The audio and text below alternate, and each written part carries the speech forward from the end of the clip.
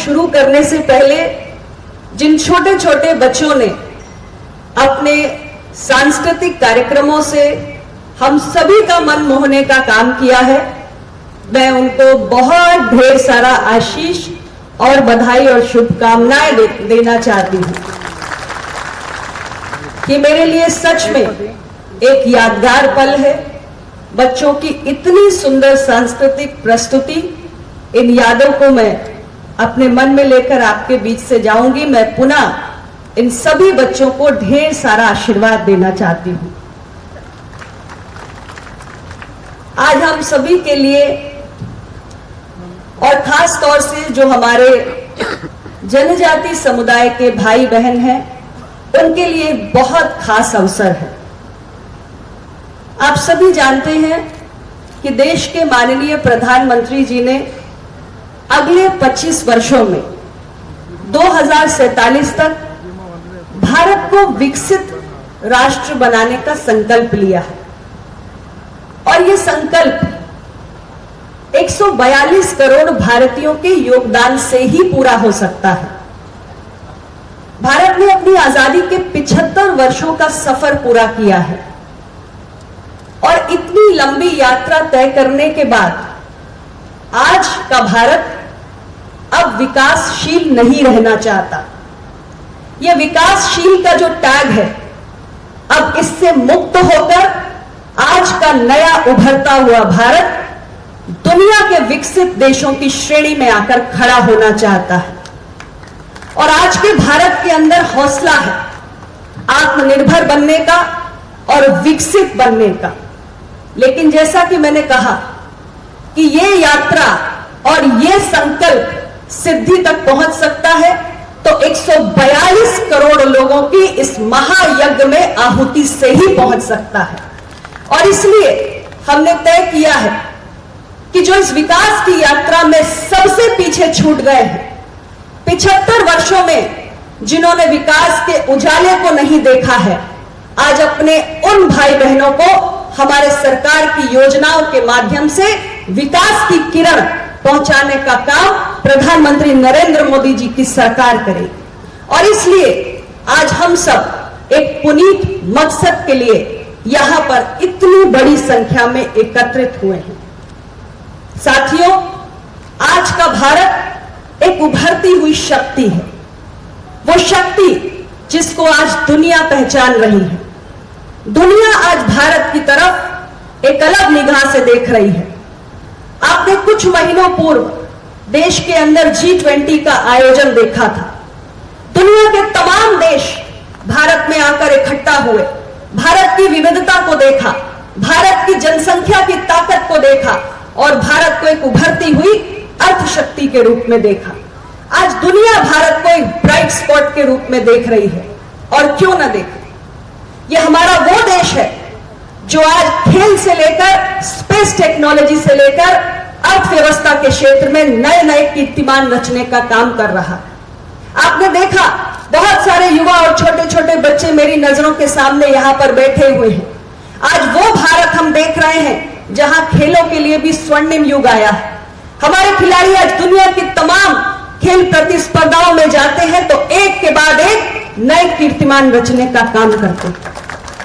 आज जो भारत हम देख रहे हैं वो चांद पर पहुंच चुका है। आज जो भारत हम देख रहे हैं वो दुनिया की 5वीं सबसे बड़ी अर्थव्यवस्था बनकर उभरा है। कुछ सालों पहले हमारा यह देश दुनिया की 11वीं नंबर की अर्थव्यवस्था हुआ करता था, लेकिन इन कुछ वर्षों में ही भारत ने इतनी लंबी छलांग मारी कि आज हम दुनिया की 5वीं सबसे बड़ी अर्थव्यवस्था बनकर उभरे। और साथियों, यह हमारा नहीं, दुनिया का मानना है।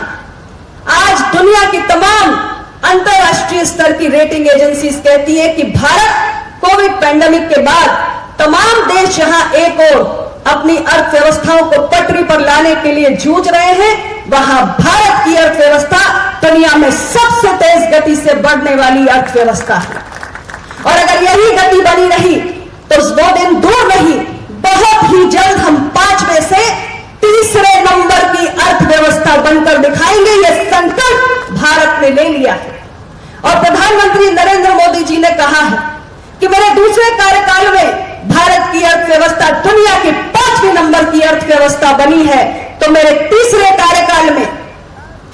कार्यकाल में यह भरोसा है हमारी सरकार का, और यह भरोसा आप जैसी जनता ने दिया है कि एक बार फिर 142 करोड़ भारतीयों ने मन बना लिया है कि देश की बागडोर तीसरी बार प्रधानमंत्री नरेंद्र मोदी के हाथों में सौंपनी है, और उस तीसरे कार्यकाल में हम भारत की अर्थव्यवस्था को तीसरी सबसे बड़ी अर्थव्यवस्था बनाकर खड़ा कर देंगे।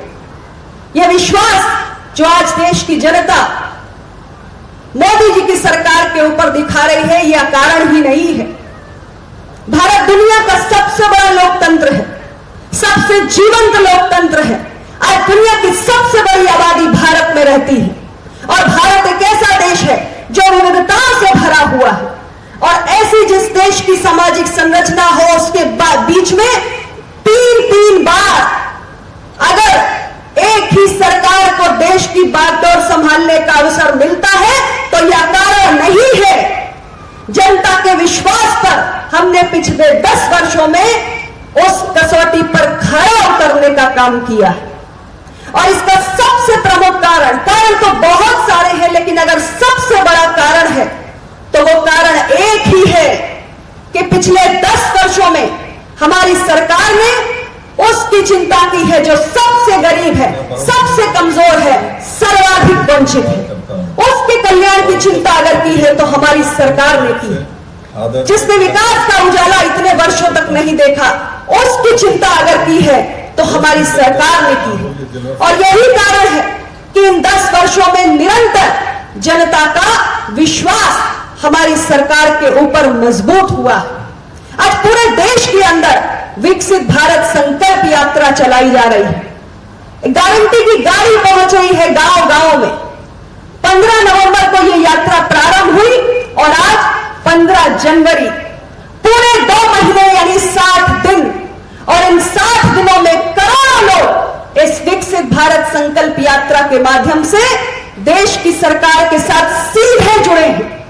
क्योंकि आज हमने ये संकल्प लिया है इस यात्रा के साथ कि सरकार के द्वारा जितनी भी योजनाएं गरीब के कल्याण के लिए चलाई गई, एक योजना 100% पूर्णता के लक्ष्य को प्राप्त करेगी।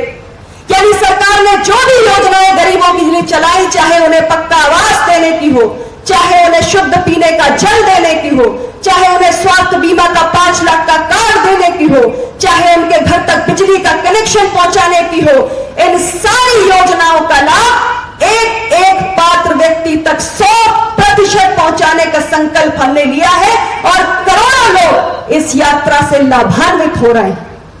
तो यह विश्वास तभी पैदा होता है जब हम केवल चुनावी घोषणाएं करके, वोट हासिल करके सत्ता प्राप्त नहीं करते, बल्कि हम उसके आगे बढ़ते हैं। मैं अपनी बात को यही समाप्त करना चाहती हूं। आज का यह कार्यक्रम हमारे जो विशेष रूप से कमजोर आदिवासी जातियां हैं, जो इस देश के अंदर 18 राज्यों में और 220 जिलों के 22,000 से ज्यादा गांवों में 39 लाख की आबादी में निवास करने वाली 75 जातियां हैं, उन तक लाभ पहुंचाने के लिए, और 11 मंत्रालय एक साथ आके इन सारी आदिवासी जनजातियों को लाभ पहुंचाने के लिए आज आए हैं। इस अवसर में मैं पुनः आप सभी को बहुत बहुत आभार व्यक्त करती हूं, आप सभी को बहुत बहुत बधाई और शुभकामनाएं देना चाहती हूं। धन्यवाद।